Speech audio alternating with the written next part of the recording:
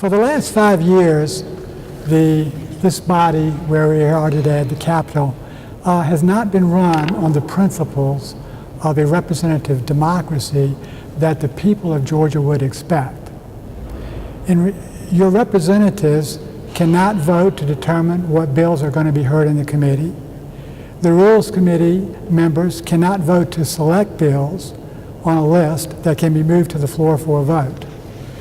They also cannot vote on how to determine and structure a bill for debate on the floor and how to limit that debate or how to may open it up. They cannot vote on that.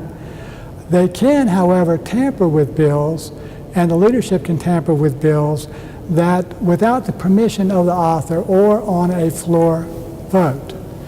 Decisions are made on bills and amendments without recorded votes, and legislators are not even allowed 24 hours in some cases to look at a bill before they're forced to vote on it.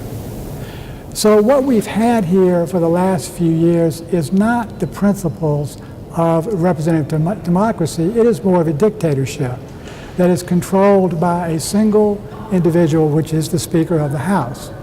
As a result of that dictatorship, the money from the lobbyists and PACs flow into the very top of the House, and that specifically would be the Speaker's campaign contributions, if you've noticed, is now about $1 million. So in addition to this, and to facilitate that dictatorship, chairmen and people in House leaderships are expected, and we believe they are required, to fund other House races. I want to give you an example of this, a visual that will really hit home for you. This is an example from last year, 2012, in a primary. On this side, we have legislators had put in $27,000 to this particular candidate, led by $5,000 of the Speaker's money to start things off. That gave their candidate a 5-to-1 spending advantage over his opponent, who happened to be a minister. This candidate raised 93% of his money from legislators, lobbyists, and corporations, while the minister raised 96% of his money from individuals. The total amount of money raised by this candidate from individuals was approximately 6% of his total campaign funds. The rest of the money came from corporations, lobbyists, PACs, and legislators, to the tune of over $50,000, which allowed him to essentially win the election, and this seat was purchased essentially by the legislators in this House that we stand in right now. That subverts the will of the people of all of these districts. This is just one simple example. It's happening over and over again, and I'm sure the people behind me know many more examples of that occurring. Another example that some of you might be familiar with occurred on the 21st of February. We had a tremendous controversy over a bill that was introduced by a representative. It just so happens that controversy, which was created primarily, we believe, by the Speaker and the leadership, those same individuals, many of them had already funded this representative's opponent to the tune of $17,000. And there are the campaign contributions for you. This particular person, who was funded by the legislature and PACs and corporations, had a total of about $30,000 total, but only $800 came from individuals within the district.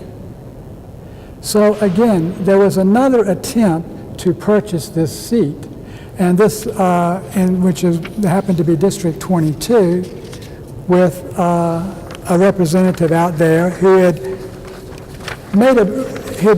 entered a bill which they claimed to be abusive, or it actually would be dangerous for children. Now, I want to mention before I start on this, this representative that happens to be the target of this attack that we're discussing, this representative does not take any money from PACs, lobbyists, corporations, or legislators.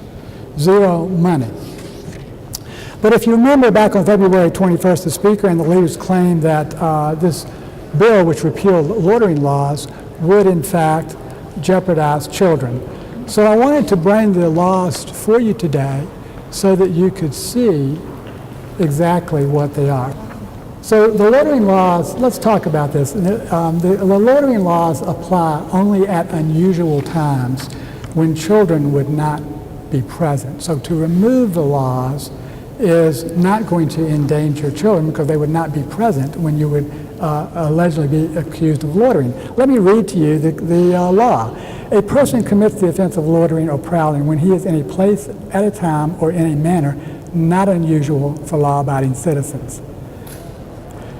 In addition, children are protected with the Child Protection Act, OCGA 21-2-1180. And I'll read from you that. It shall be unlawful for any person to remain upon premises or within a school safety zone. Now, if those of you who have children, like I do, I have an 11-year-old daughter, know that as a parent, you cannot even remain on school grounds. So the premise that you heard from the Speaker and the legislators that children were going to be endangered by repeal of the loitering laws is just flat out not true. Furthermore, the children are protected by the state sex offender registry laws 42-115, which says no individual shall reside within 1,000 feet of any type of child care facility, church, school. No individual should be employed or volunteer at any business or entity that's located within that, an individual being someone who could possibly be a predator. Furthermore, children are further protected by the law OCG 42-114, which requires any predator to wear an electronic monitoring device. So these are the child protection laws that are in place today that the legislatures who stood up on the well on February 24th should have known for a while were in force. So I've raised all these points so you understand that the premise of the charge against this representative was totally bogus, and it was done because of the campaign contributions and attempt to destroy the re-election chances of that particular representative.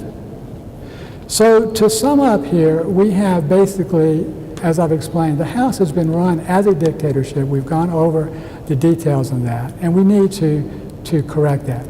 We have shown legislators tampering with elections against the will of the people and controlling the outcome of these elections with massive amounts of funds that are not coming from the voters of this district. And thirdly, we've shown what I believe to be a complete lack of ethics, which is a false information generated on the floor of the House and a staged media event attempting to destroy a candidate's re-election chances just because that candidate doesn't take PAC money, corporation money, lobbyist money, and legislator money, and he's not playing the game properly. That's pretty disturbing. For these reasons, many of the people that you see behind me have sent a letter to the governor. We're going to lay this at his feet and ask him to do something.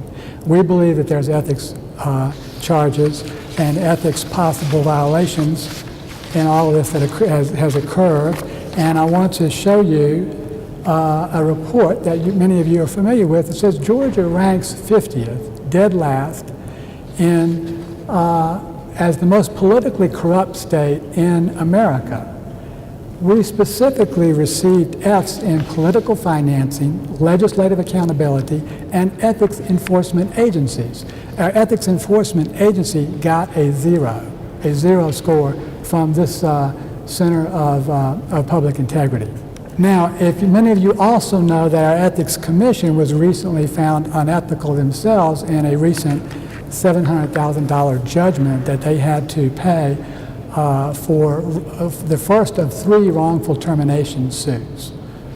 So we have no recourse to get this corrected with the Ethics Commission, and we feel that the best thing to do is to deliver a letter to the governor and ask the governor as his power as the chief executive officer of the state and as the top position in his political party, which has control of the legislature, both House and Senate, we feel that the burden should now fall to him, and we will deliver this information to him now today and hope that we will be able to get a better government for the people of Georgia, and one that actually represents their will and not the will of lobbyists, PACs, corporations, and other legislators who are not even in their district. Thank you very much.